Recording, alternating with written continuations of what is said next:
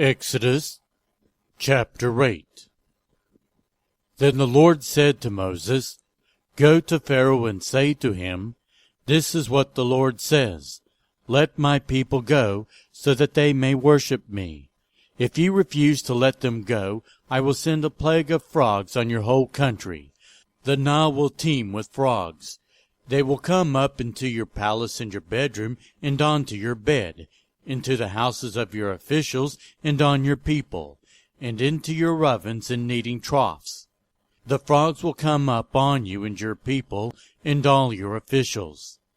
Then the Lord said to Moses, Tell Aaron, Stretch out your hand with your staff over the streams and canals and ponds, and make frogs come up on the land of Egypt. So Aaron stretched out his hand over the waters of Egypt, and the frogs came up and covered the land. But the magicians did the same things by their secret arts. They also made frogs come up on the land of Egypt. Pharaoh summoned Moses and Aaron and said, Pray to the Lord to take the frogs away from me and my people, and I will let your people go to offer sacrifices to the Lord.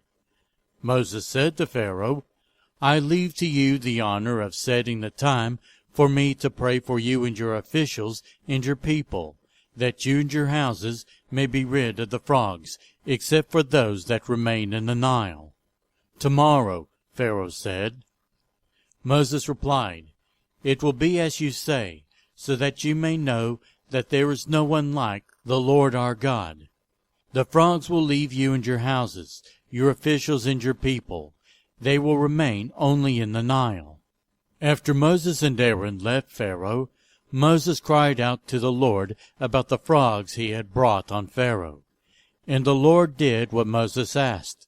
The frogs died in the houses, in the courtyards, and in the fields.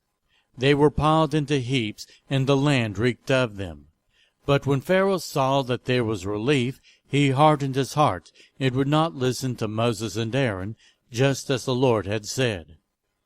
Then the Lord said to Moses, Tell Aaron, Stretch out your staff and strike the dust of the ground, and throughout the land of Egypt the dust will become gnats. They did this, and when Aaron stretched out his hand with the staff and struck the dust of the ground, the gnats came on people and animals. All the dust throughout the land of Egypt became gnats.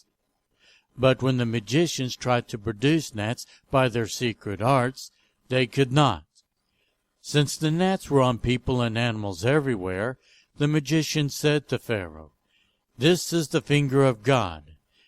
But Pharaoh's heart was hard, and he would not listen, just as the Lord had said. Then the Lord said to Moses, Get up early in the morning, and confront Pharaoh as he goes to the river, and say to him, This is what the Lord says, Let my people go, so that they may worship me. If you do not let my people go, I will send swarms of flies on you and your officials, on your people, and into your houses. The house of the Egyptians will be full of flies. Even the ground will be covered with them. But on that day I will deal differently with the land of Goshen, where my people live. No swarms of flies will be there, so that you will know that I, the Lord, am in this land. I will make a distinction between my people and your people. This sign will occur tomorrow. And the Lord did this. Then swarms of flies poured into Pharaoh's palace and into the house of his officials. Throughout Egypt the land was ruined by the flies. Then Pharaoh summoned Moses and Aaron and said, Go, sacrifice to your God here in the land. But Moses said, That would not be right. The sacrifices we offer the Lord our God would be detestable to the Egyptians. And if we offer sacrifices that are detestable in their eyes, will they not stone us? We must take a 3-day journey into the wilderness to offer sacrifices to the Lord our God, as he commanded us. Pharaoh said, I will let you go to offer sacrifices to the Lord your God in the wilderness, but you must not go very far. Now pray for me."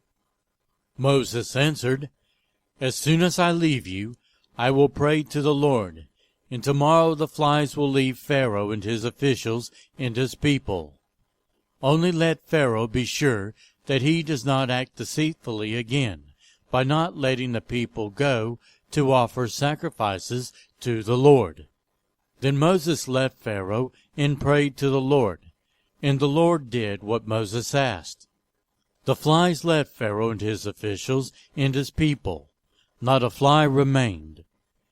But this time also Pharaoh hardened his heart and would not let the people go.